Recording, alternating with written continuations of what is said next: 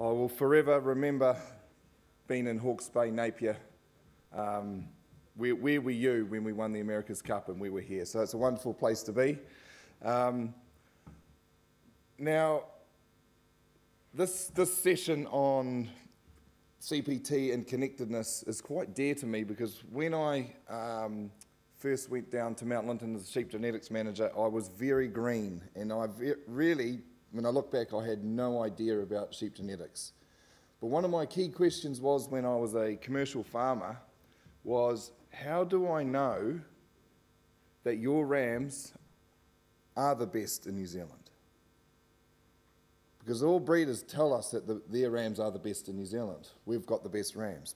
But as a commercial farmer, I didn't know if I could trust that.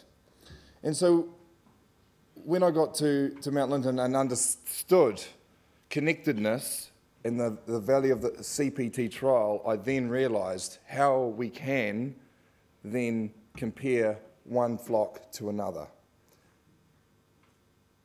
And there's been amazing breeding groups that have developed through New Zealand, like the Wairapa Development Group, Auckland Romney Development Group, and others that started off that connectedness and that ability to compare between flocks.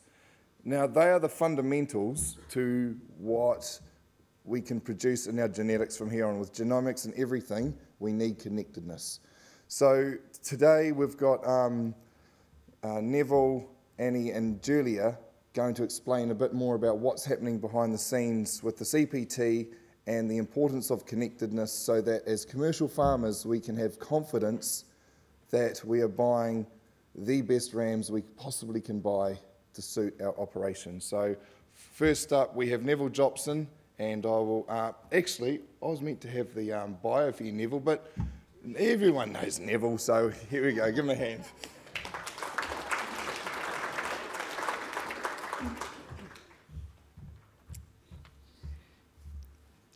Thank you for that. So I'm going to spend the first bit just going through basically the objectives and outcomes from the CPT. Those of you who are looking at the screen and see it as rather fuzzy, that's you. You had a good night last night, but it's actually in good focus.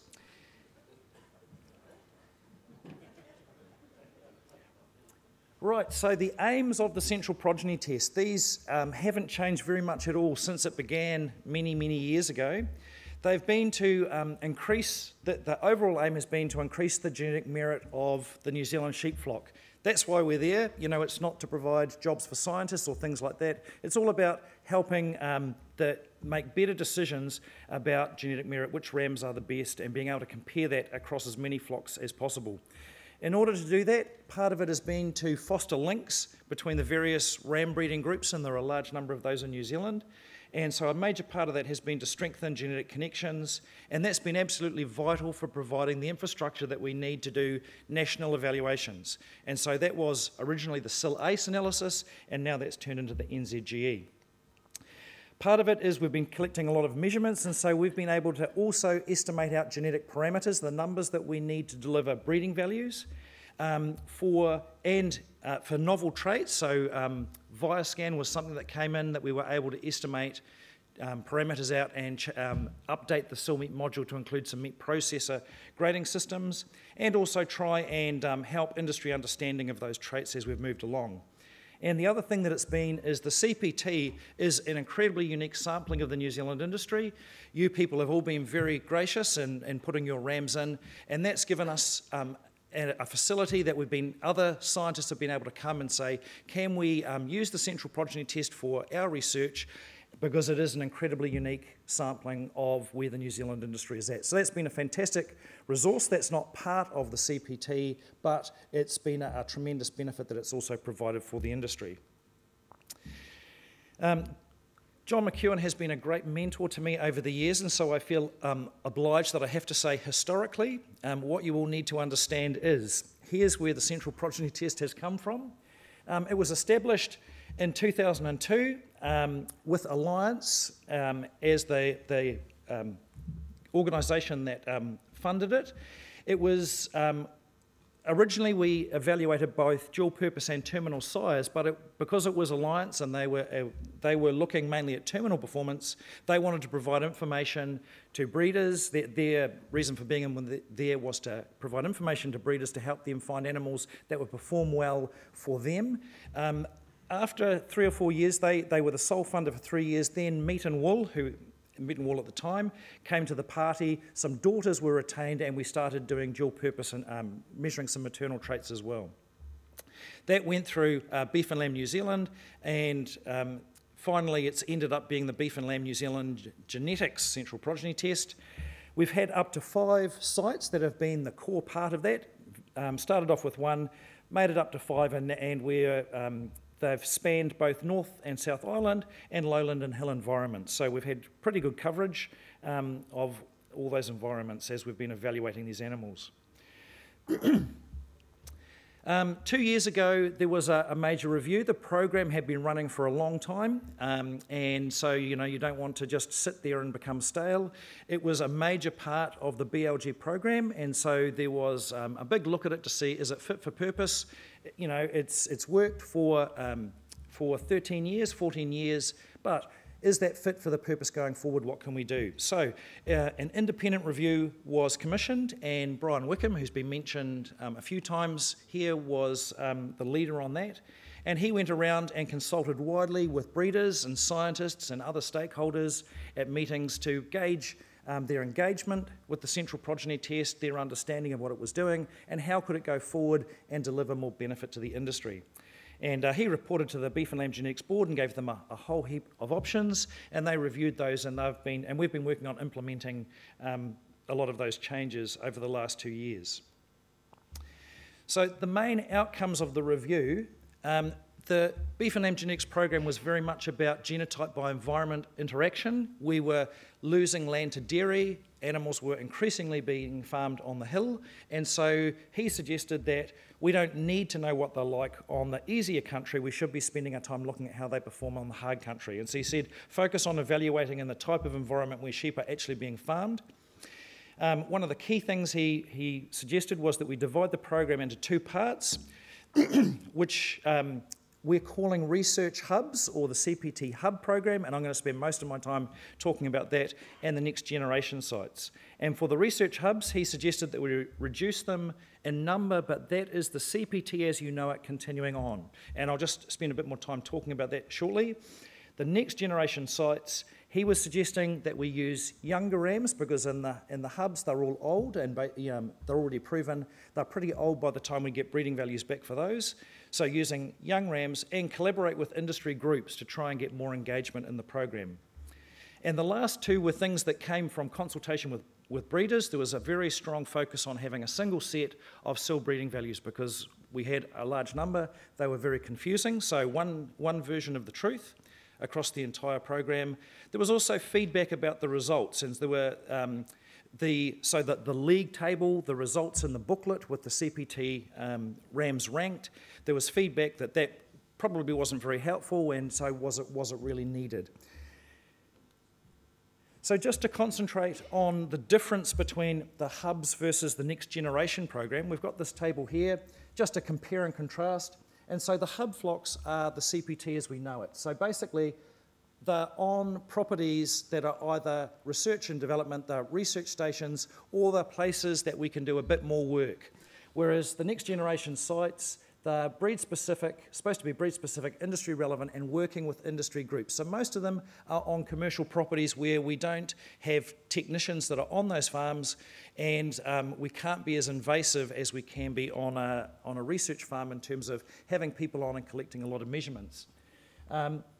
Still on hill and lowland environments, we've got one in the North Island and one in the South Island. Mating is by AI with widely used rams, so they're already proven. So they evaluating, it's a big resource, but we can't actually evaluate that many rams. So we've been going along doing about 20 to 25 rams a year. And there are important links between years in the hub and between the next generation sites. And I'll just walk through the importance of that shortly. And it's fully funded by BLG. The next generation sites are predominantly hill and run on commercial properties. Because we want to use young sires, and then the major focus is on natural mating so that these young, unproven rams can come to the property and be evaluated. There's the opportunity to greatly expand the number of rams that we're evaluating, and that's one of the key benefits here. Many rams per year, so up to 40 rams per site, and there are a number of sites. And Annie's going to talk about the sites, so you'll see, but we can evaluate many more rams than we're able to do in the hub program. They have link sires between years, so they can do evaluations, and also rams from that are going into the hub so that connectedness can come from this. A major difference, though, is that they're industry-sponsored and only partially funded by BLG. So we're looking for communities of interest that want to do some progeny testing, and BLG is helping them with design and making sure that they deliver well for those groups.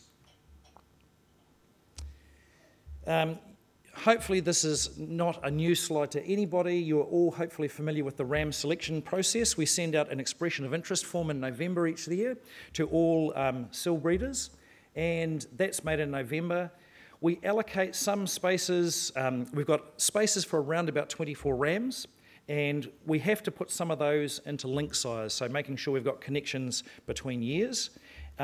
We also have links now to the next generation flock, so they get some rams basically in preference because we need to make sure that they are well connected, and that because they are representing, a substantial little subset of the industry. And then the remainder are allocated in an open call, and so that's for the expression of interest that come in from you as ram breeders. And our first selection criteria for those is that we look at the ones that come in and we try and figure out if we allocate that ram spot, what does that do in terms of connectedness? So it's not done on a breed representation basis. It's done that if we could connect 10 flocks by using one ram or 3 flocks by using another ram, then the preference would go to the one that would bring in 10 flocks. However, we do try and make sure that everybody gets their turn. So the second criteria is that there is a breed or strain representation focus. And then we also have some special interest ones. So we've been putting in semen that we've sourced from rams that were around in the 1990s. Part of that is to see how well the industry has improved, give us a really good benchmark, but also we've got these connections between flocks that happen from year to year that we're basing our industry evaluations on. It really helps us if we go back and have a look in the past and make sure that the genetic trends graphs that we've got give a really good anchor to say that we're going back, so that's really good. And then there's also the option, it's quite expensive, but a few people have used it. If you don't get in through the call, there is the option to put a ram in and pay for it, either by yourself or with a group. So there is room on those properties to do some more rams, but it's just that BLG is able to put investment into a certain amount and people can get them in if they want to over and above that. Just one slide on the NZG. Sherilyn spoke about that yesterday, so I don't need to say much about it, but the important thing is that a vital part of that is that the CPT hub provides very important crossbreed connectedness that isn't happening elsewhere in the industry. It's a question, is it actually providing enough to do that? But it's a key part, what is enough? We could double it and spend a lot more money. Is it doing enough? And it's certainly doing enough for basic things, but it's a good thing to look at. So I just want to, Julia's going to spend time talking about what connectedness is. I just want to show you where it all fits with the industry. A few of you have seen this before, so I do apologise to those people. But what we've got here, I've just represented in a very simple diagram. Each of these circles represents a flock, and each of these lines indicates that they have shared rams. So that's a connection. And what I've put up here is just, we've got a Romney group, it's a sire reference group, and they're sharing some rams. And so we've got connections between all of these flocks. We can get from this flock here to this flock here because we've got all these connections that we can go through. So they can compare breeding values for their sire reference group. But the Romney group, there are a number of Romney groups throughout the country that all have either a geographical or a different focus. And so we've got a second Romney group over here, for example. Once again, we've got nice connections between that. And occasionally they do share some rams, so there are some connections, but they're probably not as good as these ones here, which are done regularly. The Romneys are obviously not the only breed in the industry. We've got the Perindales here that have a national program, so they've got all their flocks connected nicely over sitting there. We've got some terminal sires, so over here we've got the Pole Dorsets and the Texels, and all these groups are doing a reasonable job of being connected within themselves.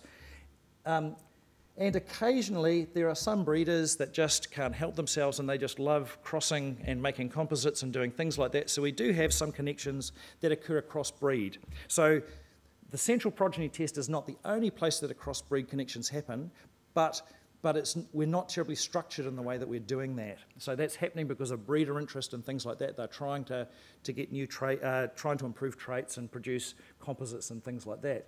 So here we have our CPT hub, and it gets, because it brings rams in that are already widely used in the industry, then it creates all of these things. So this is the critical structure, the big spider web. The more of these things that we can, the more of these bars that we can get where rams are shared between, then the better the connections and the more effective the New Zealand NZGE is.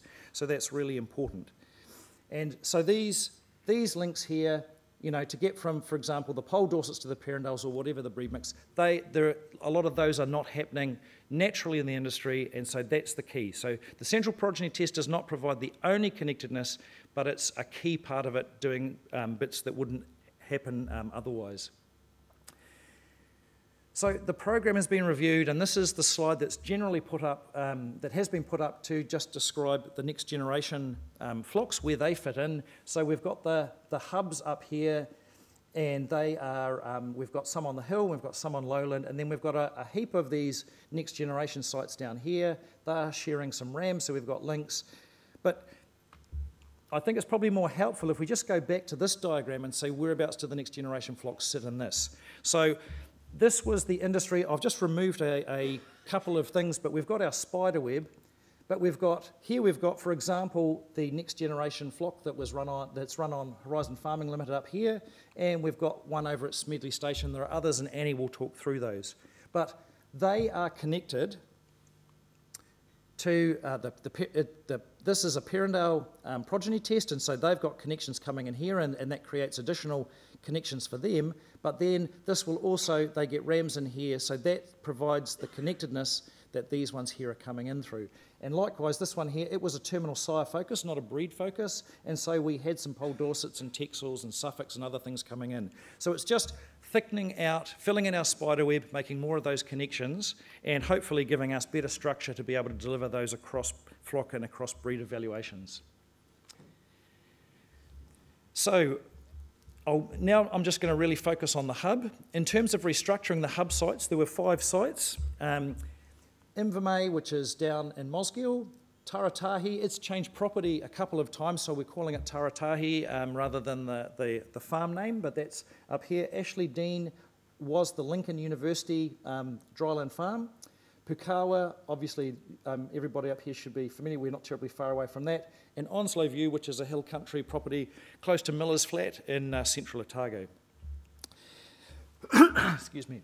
The green line indicates basically that it's operating in business as usual, and so the decision has been made that these 2 flocks would be the ongoing research hub sites going forward. Ashley Dean and Pukawa were identified as being basically surplus to requirements and were being phased out. Ashley Dean decided that they would withdraw immediately, that they had competing issues for that land, and so the use from that went to Invermay, and they've continued on in the program. At Pukawa, they've managed it out, so no new CPT matings, but they had dual-purpose daughters retained, and so they're just being mated to flock rams there, being recorded, and over 3 years they phase out of the program. Onslow View also just voluntarily decided that they had the program had run its course there. They had quite enjoyed it, but they'd decided that the time was up, and they've agreed that they will manage those animals out. So once again, no new CPT matings this year, and they will just manage out the dual-purpose ewes that they've got. So we were thinking that we would have 3 properties, but when we reviewed it, we figured that with the research hub program, it was sufficient to have just the 2 sites as long as we had sufficient rams evaluated. So 2 sites going forward, and the other ones either withdrawing or being managed out. So over the course of the period, 20 rams per year doesn't sound like much, but it's been running since 2002. So to date, 351 sires from 42 breeds have been evaluated. 23 of those were terminal breeds and 20 of those were dual purpose. Those of you who can do a bit of maths at this hour of the morning will notice those two numbers don't sum to give you 42. One of those breeds has been evaluated both as a terminal and as a dual purpose. This year, 22 new proven rams are being mated by AI, so that means rams that have already been used in the industry. In March, and we've got a significant number of rams, over 130 of them now, which have maternal breeding values. That took a while to build up when we were doing the program. Terminal size, you get results immediately. The dual purpose animals, it just takes a while to generate those. So good numbers of animals that now have maternal connections for maternal breeding values. So what industry benefits have been delivered? The main goal of the research hubs has been to create and maintain those genetic connections, and that's been a big part of the program. The other thing was, I think it's fair to say that it did stimulate a lot of interest in the industry, so people started doing their own progeny testing, either because they thought we were doing a good job, or that's what I'd like to think, and you know that was a good thing, but some people probably did it because they thought we were doing a bad job, and that they'd do it right and also create some connections. Either way, that's a great result for the industry, getting more connections to strengthen our evaluations. It's allowed us the crossbreed genetic connections that we need for the NZGE, as we've said already. We've been able to calculate out new genetic parameters, and a lot of those have gone into the CIL-meat module and are a key part in the redevelopment of it. So I was speaking on that yesterday. The CPT is a key part of that program. There has been an enormous amount of work as well that's come in. Research on meat quality, lamb survival, internal parasites, residual feed intake, greenhouse gas emissions, wool parameters. They've come along and said, can we sample these animals for our program? So it's been a great benefit for that. You saw one of these yesterday. You are used to seeing the traffic lights. When the scientists look at it, we want to look across the whole industry. And so this is the way that I look at Connectionist and want to see. And I just want to show you the benefit that the central progeny test has provided in doing that. This is for the meat gold trait group. And if we include the central progeny tests, flocks, all the data that we've collected for that, in the meat gold trait group, what impact does it have? Or what impact, if the CPT hadn't come along, what would it look like? So this is what it looks like if it is in.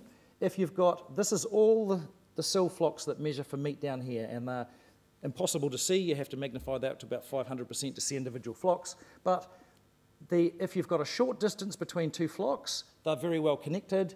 These ones here that all come out here are all unconnected, and the point that I've put is this blue bit, these flocks are all considered unconnected. All these ones here are connected together because of the central progeny test. So about 2/3 of the flocks that are recording for meat, when I did this is a couple of years old, but it demonstrates the point really well. About 2/3 of the industry were connected for meat so we could do valid comparisons of their breeding values. What would happen if we just remove the central progeny test from that analysis? This is what happens. So we've still got, lots of connections here, but we've had groups fall out. And so you can see we've got clusters here that are connected to each other, but they're no longer connected to our first cluster. And so we're now sitting at only 1/3 of the flocks are actually connected, so you can do valid comparisons. And if you look into that and look at the flocks that form all of those, this little cluster here, that's a Pole Dorset sire reference group. That's a Perrindale sire reference group. That's a Corriedale sire reference group. That's a Coopworth one, a Dorset down. All of those, you can look at them and say that's a sire reference group. And so by using a ram from those, we were able to establish connections so that we can end up with this picture, which is really good. It would be nice if it came down a bit further, but you can see we've added probably about 30% of the flocks to that analysis because of the central progeny test. So that's a great result. Genetic parameters, I said this yesterday, so I'm just repeating myself, but the CIL carcass parameters that we're currently using in the meat module are still largely based on Dan Waldron's work in the late 1980s, which, as I told you, was done on 13.6 kilogram carcasses with an eye muscle the size of a 20-cent coin. The central progeny test now has an excess of 6,000 progeny recorded from 351 sires at an average carcass weight of 18. So we've got a data set there that's substantially bigger. It wasn't designed specifically for that purpose, but that's a great resource to be able to go and look at those things. And the CellMeet module now includes the Alliance Group's ViruScan system because of this data set, plus some ultrasound and CT, and so it's been a great resource for doing that. So it's really delivered a lot in that regard. A major part of the program has been genotype by environment interactions, and the CPT is a unique resource for this study because in 2013 the decision was made that we were using we were allocating rams to sites and they weren't replicated across all sites. So some animals went to Woodlands, some animals went to Ashley Dean, some animals went to Bakawa, and there were link sires that connected all that. The decision was made that we should, wherever possible, if there was semen available in time, we should use all sires at all sites.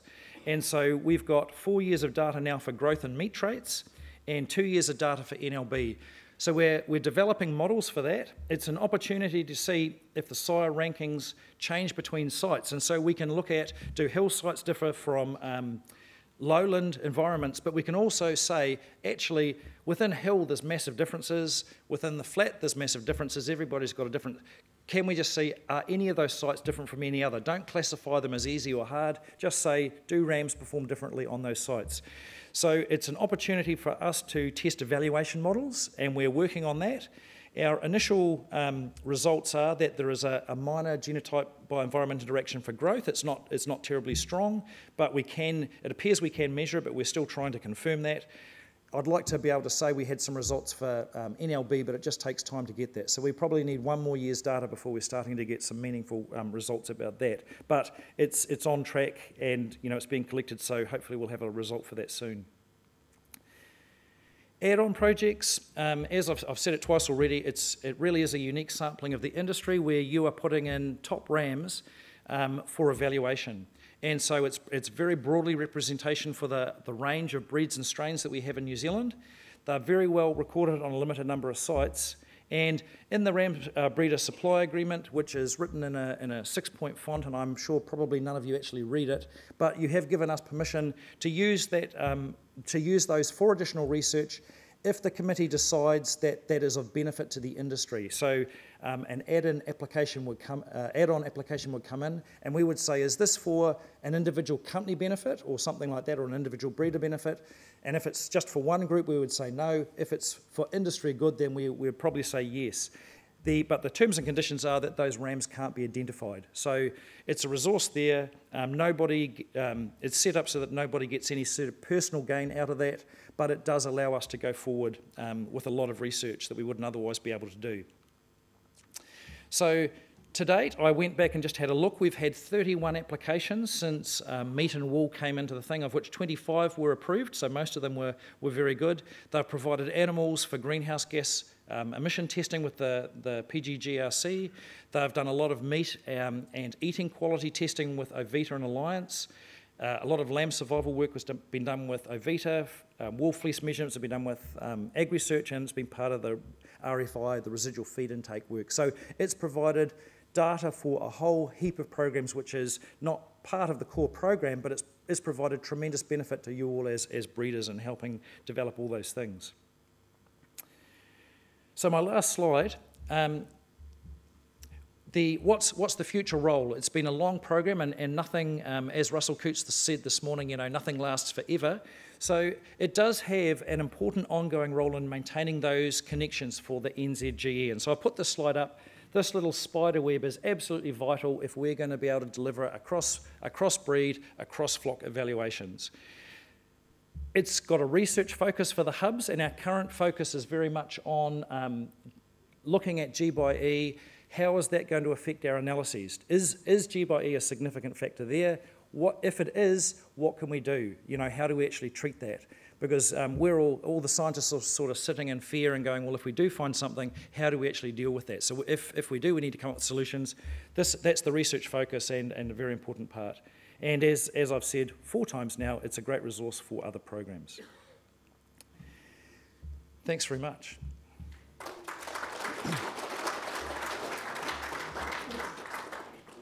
Any questions? John. Good morning. New Zealand Merino have got a CPT as well. Have you considered linking with them? There have been some discussions, but their traits are sufficiently different that we've never reached agreement. We haven't talked about that for a long time. It's a good point, and probably we should revisit that. Yeah, thank you. Robert Peacock, Neville. What's the drench policy on the two main hub sites? For the progeny born, but then also in the maternal as they get older, the ewe lambs going into two-tooths. So the drench. So these animals are tested for fecal egg count, and so they go through. There is a drench provided at the start of that. Then they're monitored, so then they aren't drenched until they go through that. So that's the standard worm-fec protocol for that. So that does modify. They're not just drenched routinely for that. The rest of it is the normal farm policy for that. I'm not sure what that is for Taratahi. John, can you speak to what the one is at Invermay?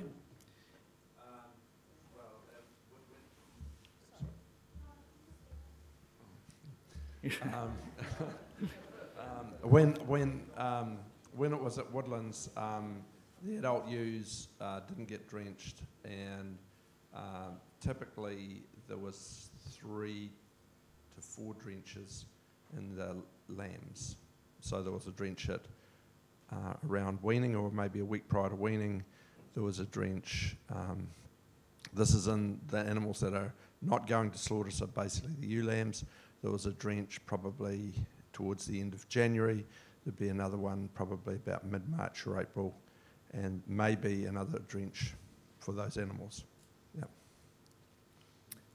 On the hub flocks, the farms are basically allowed to manage it by best practice, but the negotiation that we've had with them, so we don't force them to do certain things. There's data that we require, but they are requested to manage those animals so that they get the best possible chance of of expressing their genetics. There could be endless debate about that, but they're trying not to let that be a major limiting factor. Yeah, morning, Neville. Look, I'm pleased Robert brought that up, because that was the basis of my question too. I think we're actually missing a great opportunity here.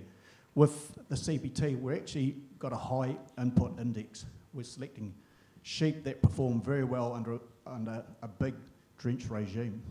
And the challenge and the opportunity, I think, is that we need to start selecting for sheep that can maintain that same output, but with less input. The average lamb gets 6 or 7 drenches, and I suspect there's breeders in here that drench their lambs even more. So much of that production is based on how their response to drenching. So my challenge to you guys is, there's people doing worm-fec that are operating very low input systems. Let's start challenging some of our CPT sheep to a lower input and see if we can still maintain that output. And was it you, Hamish, at the session last night said, that in 20 years' time, we're going to need animals that do perform well chemical-free. So, going forward, that's very good feedback. Thank you. Yeah, but now's the time, isn't it? Yep, now's the time to make a change. Neville, Graham Soddy. Whereabouts are we now with links with Land Plan over in Australia? Has that been... That is the bane of my existence. So we've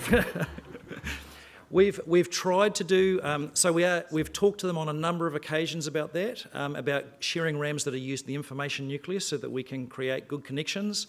And I've pushed that as hard as I can with a number of people, but they have kind of rotated through those. I'm across it in Australia next week, and I'll be trying to push that again.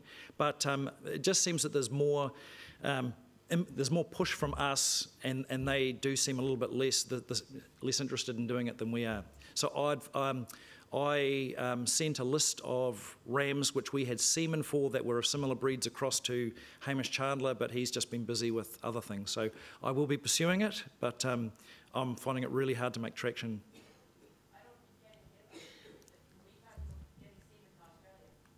Yes, so there is semen that's collected to a standard that could go across, but also semen could come back. But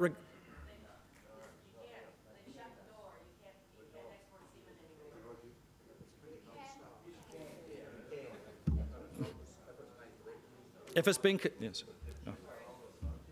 Dave Reid from Wairoa. Further to the high versus low input sheep, I applaud that we've finally, have we still got a hill site? Yes. Yep. Yeah, that's good.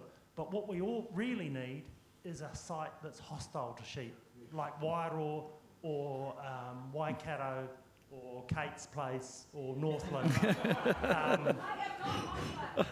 No, not yourself, the environment, a hostile environment. Because there's two issues here. There's a number of inputs as far as drenches or whatever go, and also there's the degree of challenge on the ground. And I'd say that a lot of the sites we've got in the central progeny test at the moment are very low challenge sites. Thank you.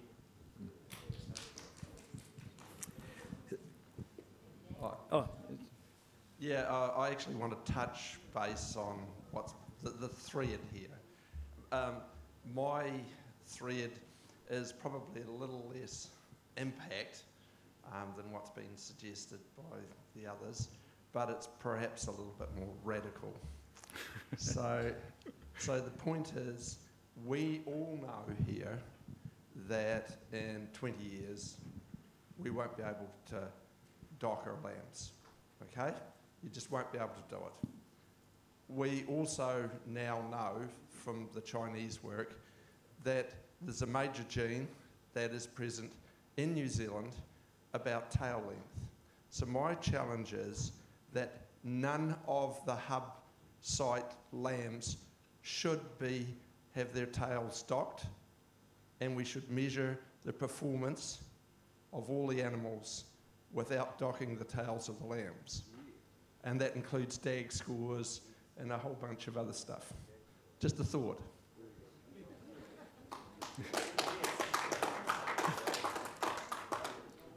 So this is the, so we've got ewes that are basically pregnant at the moment. This is a time when some changes could be made, and so it's just good to get input about things that we can, whether we have to get ethics approval for that, but I don't see any reason why we couldn't. You have to put it through that process to make sure that we can do it, but now's a good time to get feedback on some of those issues. As soon as you do that, you're going to make everyone in New Zealand look at us, and you're I can't believe you'd stand up, John, and say that. As soon as you start talking about something and you say it's going to happen, you've just speed it up.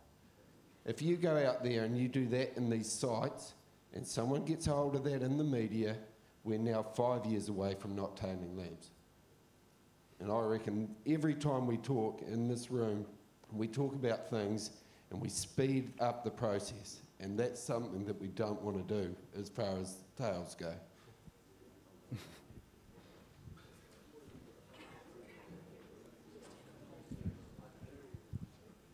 Alan Richardson, so Blair, we hide the situation, we pretend it's not there and it's not coming, and we do nothing.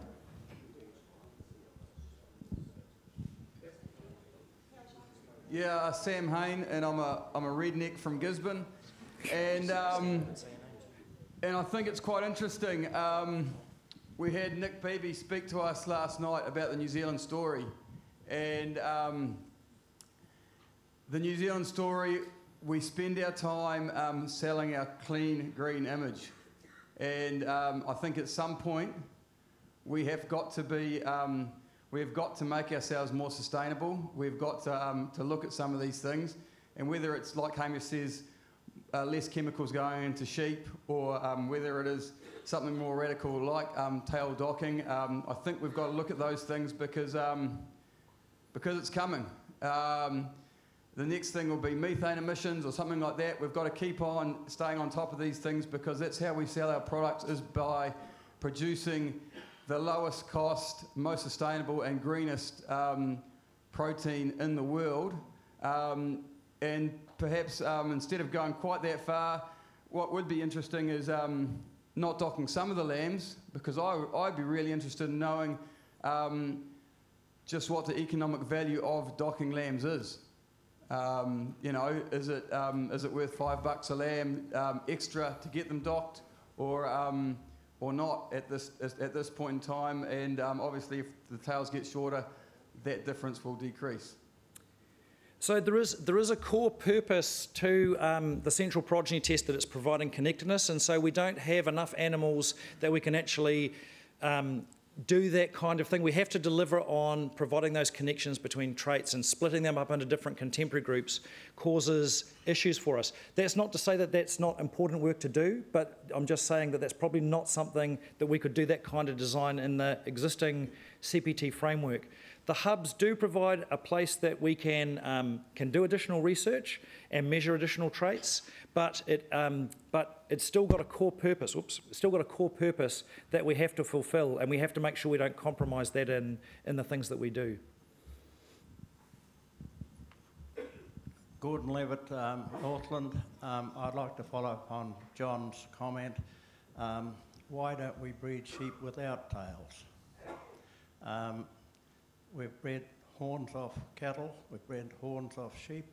The genetic variation enables us to do virtually anything with genetics, and over my lifetime I've noticed that sheep, or docking at time, the length of tail varies greatly. Some have long tails, some have short tails, and nothing has been done about it. And I would like to add on teeth. I've noticed the emergence of teeth varies from time to time. I've found in March a ram with baby's teeth, and another one the same age with 4 teeth up. Now, the emergence of teeth, if I was younger, I would pursue that course, and I'd probably pursue the tail course as well, but age doesn't permit me to do these sort of things. But I think we've got to think as to what is possible using the genetic variation which exists. Thank you.